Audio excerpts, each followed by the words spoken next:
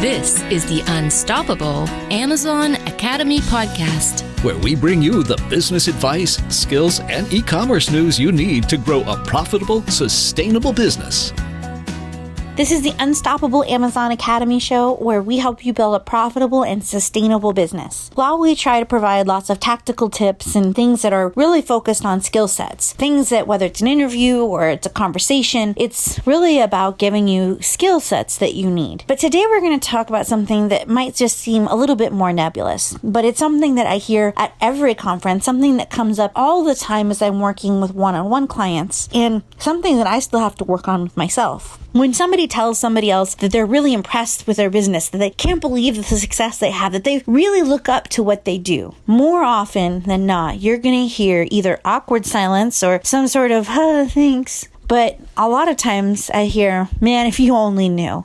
And I say that all the time because, it doesn't matter how much money we've made. It doesn't matter how much time we've spent doing this full time. A lot of times I just really don't see myself the way that other people see me, especially in the beginning, when we first started coaching and we had a lot of really big success on paper, but I didn't see myself as a success. I still saw myself as that youth minister with a messy house that was kind of doing this side hustle thing. And I didn't see myself as somebody that was a business leader, because there are no clean victories in entrepreneurship. There are no 100% wins. For every really great win you have, there's 3 product ideas that completely flopped, or wasted money on something that was completely a waste of time. Or, worse, you borrowed money, it didn't work out. You thought you were making more money than it was, but you forgot to calculate something stupid like dimensional weight. And for 6 months, you were selling this thing that wasn't making a profit. We see that kind of stuff all over our clients' businesses. But it's getting through those mistakes and learning from those mistakes that gets people to the next level.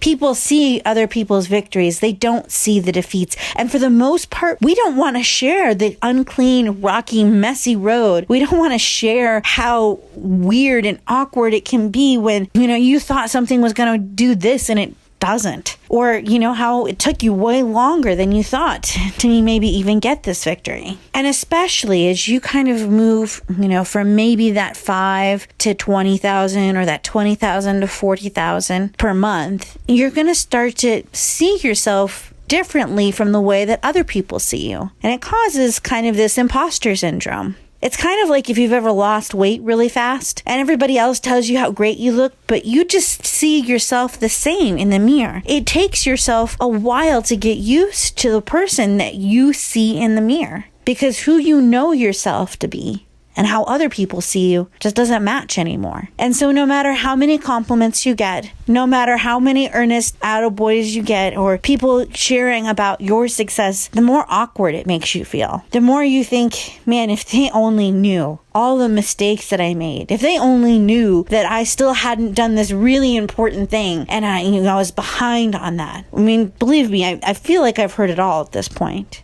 And, you might say, oh, that's me being humble. There's a difference between humility and this. Humility is saying, yeah, I did have some really great wins, but I get that there's a whole lot more for me to have. And I get that there's lots of mistakes that are made, but I'm willing to go through that. That's like a healthy humility. For most of us, and I don't say this out of judgment, I say this out of experience. For most of us, it's really feeling like a sham. It's not humility. It's almost self-deprecation. We're not comfortable with who we are and the way that other people see us, because all we see is the failures and all they see is the wins. And so, of course, it feels like we're almost telling a lie in our stories about our business, and we're not. But when you have had all of these great successes, but you still see yourself as that youth minister who started a little business that started with $100, or you still see yourself as the housewife that still has a messy house, even though that's why I quit, is so I could stay home and be with my kids. But man, I'm just so far behind. It takes a while. And one of the things that I've been kind of challenging people to do as I've been traveling around the country, especially for those of you who, are past 6 figures, and especially for those of you past 7 figures. So if you're past 7 figures, just pause this for a second and just see how it feels to say, I'm the CEO of $1 million e-commerce business. You would be surprised the number of amazing people that have rock star kinds of businesses that have a hard time being able to say something like that, even though all the evidence backs it up. If you're just past 6 figures, which by the way is still pretty impressive, then just say, I'm the CEO of a successful e-commerce business. Something that is simple to do feels really awkward. But this kind of came from coaching that I got. I was working with my coach and I was really frustrated because even though we'd hit all of our markers for that quarter, even though we hit every objective goal, all I could see were these 2 glaring mistakes that had cost us about $15,000. All I saw was the failure and how stupid I was. I didn't see the wins. And so my coach said, I just want you to say, I'm a wealthy, powerful woman, and mean it. And I couldn't make my mouth say those words because I didn't feel that way. Didn't matter how much money was or was not in my bank account. It didn't matter what my gross sales or my net margin was. To me, I was still just the hot mess that kind of started a business because our kid got sick. And you know, there's still days that I feel like that I feel like a failure compared to what I thought I would be at this point, or where I feel like I should be. Or, you know, I look around my house and I see that it's messy, and that project that we were going to get done as soon as we moved to the house 9 years ago is still not done. And I think, man, I just don't have it together. So if you're waiting for you to hit some magic gross sales mark, or for you to hit some sort of goal where you start to feel confident about who you are and you start to think, wow, I'm just so awesome all the time, and really mean it, I got bad news for you. It's probably not going to happen. Now, some people, they have a lot more confidence. They don't have maybe the self-worth issues that some of the other of us have. But I still feel like if people really got to know me, they'd realize that there's really not much there to love. Now, in my head, I know that's completely crazy. And I know that I do good things and I'm fun to be around and I have a Disney reference for anything. But part of me still feels like that awkward middle school kid that had this thing happen to them and felt like I was going to always be on my own, that I was never going to quite be enough. And most of us really have a story along those lines. So in our business, if we don't start to confront that, if I only knew, it starts to turn into a virus in our business. And the more you try to cover it up, the worse it gets. It doesn't matter how much whipped cream you put on a turd pie, it's still turds. So until you start to be able to move past this, it's going to impact your business. And I've seen this start to turn dark. Businesses that are doing well, that are starting to come around a frustrating corner. And just so you know, all businesses have bad quarters. All businesses sometimes have bad years where you didn't make as much money, or maybe you even went into the red for a little bit. A lot of times that happens because maybe you scaled too fast, or maybe you misprojected a sales number. That doesn't mean you're a bad business owner, because your net worth and your worth as a human being have no relationship to each other. And I know some of you are saying, duh, but for me, sometimes I have to be reminded. When my bank account's really high, I feel really good about myself. And when it's lower, sometimes I don't feel as great. So we have to start disconnecting our worth as a human being to our gross sales, to our net margin. And we need to say, I'm playing this really scary, really intense game called entrepreneurship. And sometimes I'm going to feel like a rock star, and sometimes I'm not. But what you want to do is prevent it from becoming this paralyzing overwhelm. What we see when we work with really, really successful people. This is not like I sold 10 things, I'm really proud of myself. These are really successful people that at a certain point, that self-doubt will start to become a cancer in your business. And if you don't address it, it will start to eat you alive. For some people, it kind of shows up differently. For many people, it shows up as complete overwhelm or feeling completely out of control. I can always tell when I'm about ready to kind of jump up to the next level, like I'm about ready to really hit on something good, because I feel like my business is completely out of control and that everything is falling apart. But when I go check my numbers, that doesn't match, which makes me even more confused. And then I have to remember that that's a thing that I do. That when we're about to really have a good quarter, when I can see that all the systems are going well and doesn't match up sometimes with the way that I view myself, that I get a little freaked out. And if I let myself, I will self-sabotage that. So I have to make sure that I have a couple of things in place. Other people, we see the overwhelm of, I don't see how I can build in the system. I don't think that I can start to transition from being somebody who goes and shops and does all these things to be the CEO. And we'll be working on a plan and we'll be looking at the pieces and they'll say, no, I know I can do all of the pieces, but I still don't think I can do it. And it's not because they can't do the tasks. It's not because they can't use the tools that we're giving them. It's because who they know themselves to be and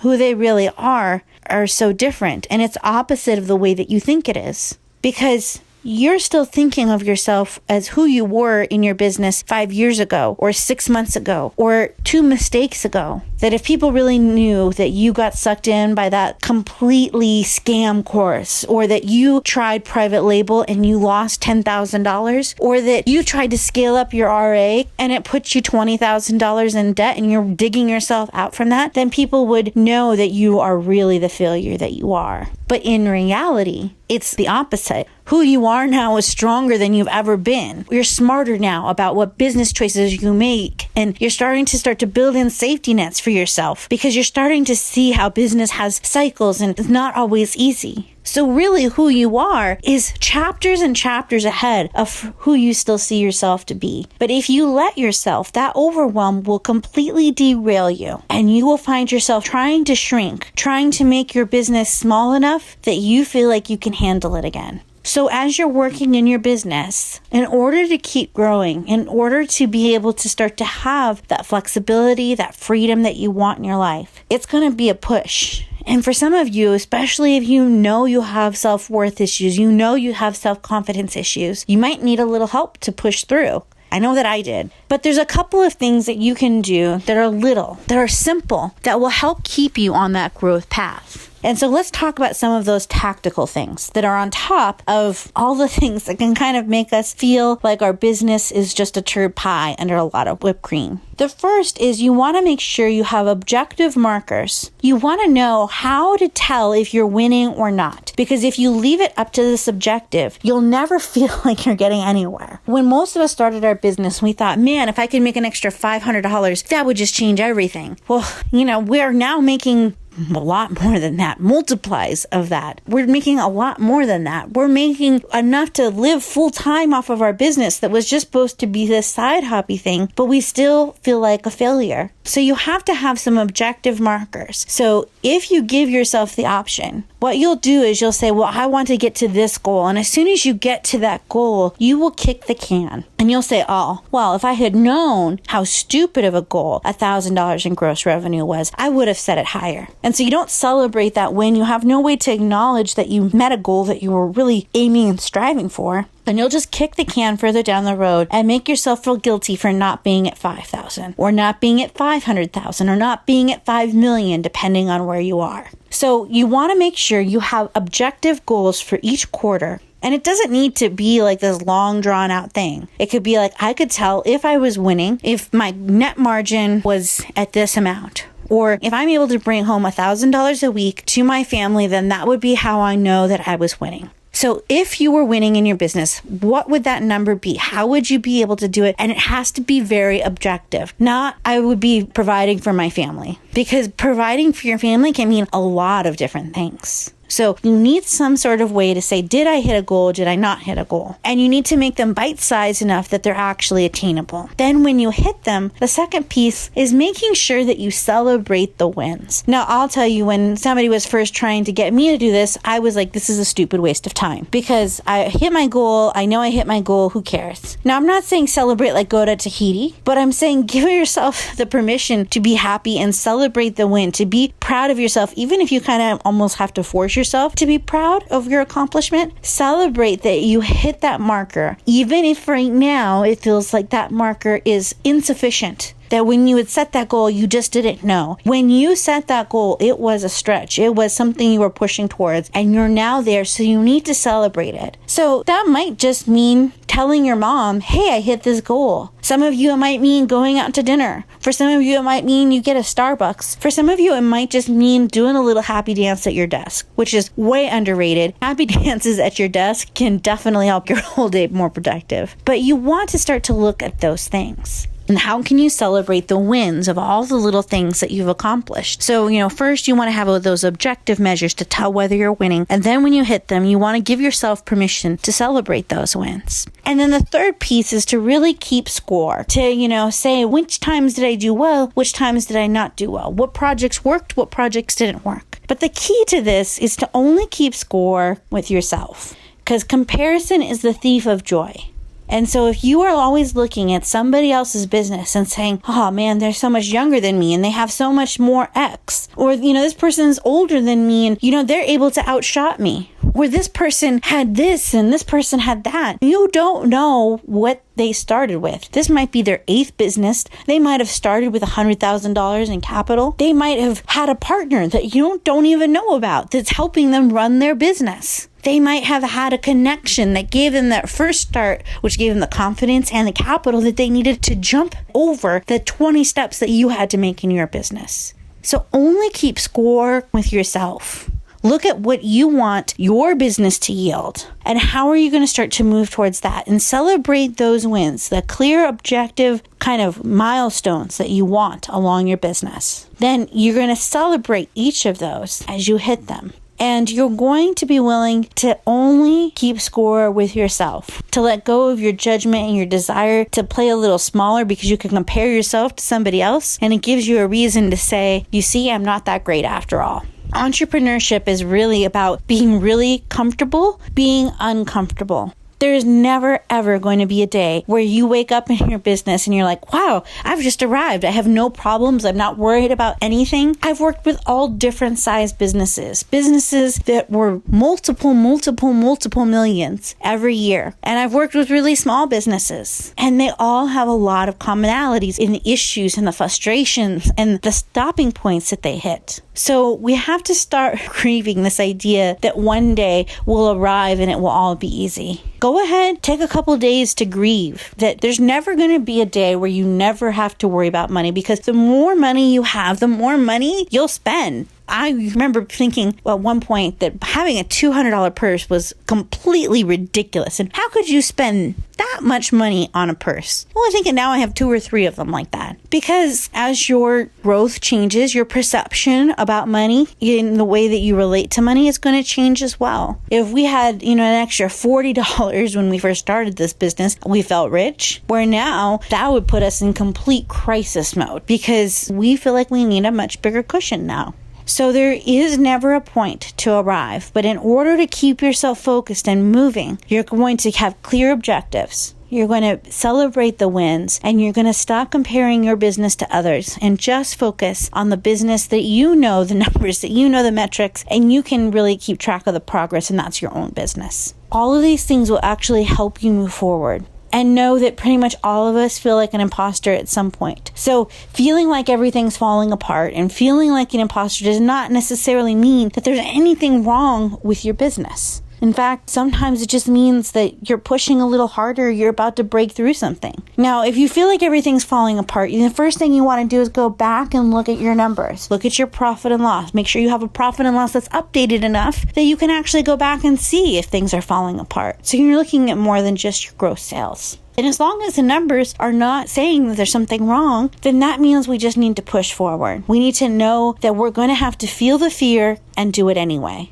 Because our families, our employees, all of us need us to be willing to push past some of this stuff so that we can continue to provide for them. So the next time you want to say, if you only knew, give yourself a little grace. You're probably a lot further along than you're giving yourself credit for. Now, some of you are thinking, well, she only means that for the multi-million-dollar businesses. I hear this from small business just as I much hear it from large businesses. So wherever you are, give yourself some grace. Allow yourself to be able to build up the self-confidence by measuring and celebrating the wins and focusing on your particular goals and what you need your business to yield. Build your business with intentionality and purpose, and that will help you get further down the road. And if you feel completely overwhelmed, then that usually means that maybe who you are and who you see yourself to be don't match. Or maybe you just no longer feel like there's a clear pathway from you to get to where you are now to where you need to go. So you need to start imagining as if you had already accomplished that goal and start working backwards to give yourself some clear steps